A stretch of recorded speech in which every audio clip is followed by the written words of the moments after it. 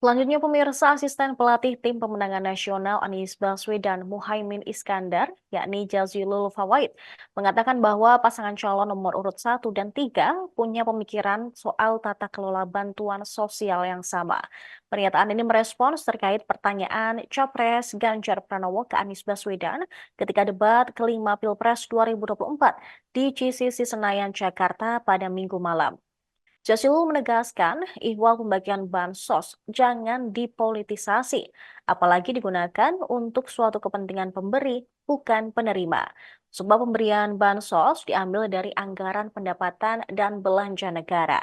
Dalam debat malam tadi, Anies mengungkapkan pengadaan bansos harusnya diberikan lantaran memang dibutuhkan oleh masyarakat dan bukan demi kepentingan pemberi. Namun Anies tidak membeberkan siapa sosok pemberi yang dimaksud.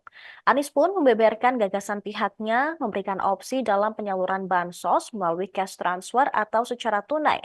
Menurut dia, usulan tersebut tak lain adalah untuk mengurangi potensi korupsi bansos dalam hal pengadaan barang. Dia juga mengatakan bahwa pengadaan barang untuk bansos ini justru memberikan peluang bagi pengusaha-pengusaha besar. Hal tersebut menurutnya harus diperbaiki. Seperti diketahui, Presiden Jokowi belakangan ini gencar mengeluarkan kebijakan bansos bagi masyarakat. Terbaru dia mengeluarkan kebijakan BLT mitigasi risiko pangan dengan jumlah 600.000 untuk 3 bulan pada Februari 2024.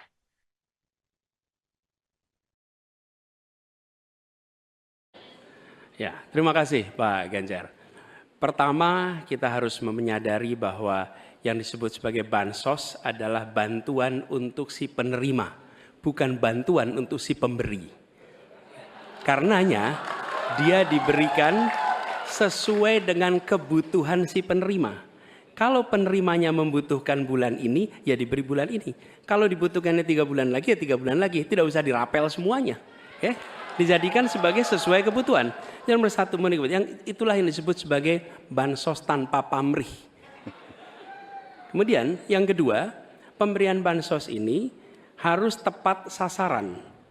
Artinya diberikan melalui pendataan yang baik, informasi data itu harus akurat, dan mekanisme pemberiannya melalui jalur birokrasi. Bukan dibagikan di pinggir jalan, tapi dibagikan langsung di lokasi menggunakan siapa menggunakan jalur birokrasi.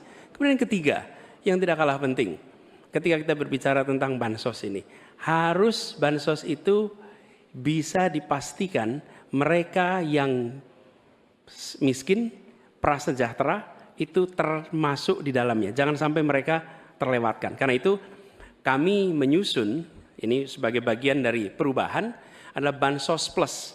Angkanya ditingkatkan, yang belum masuk masih miskin dimasukkan, dan diberikan bekal pelatihan, pendampingan supaya mereka pelan-pelan bisa mandiri dan hidup lebih sejahtera. Jadi kami melihat ketika sampai kepada bansos, bansos ini adalah atas nama negara. Ketika saya bertugas di Jakarta, semua paket bansos di kerdusnya diberikan label dibiayai APBD DKI Jakarta, bukan dari gubernur, dari uang rakyat lewat APBD DKI Jakarta. Jelas posisinya. Download Tribun X sekarang, menghadirkan lokal menjadi Indonesia.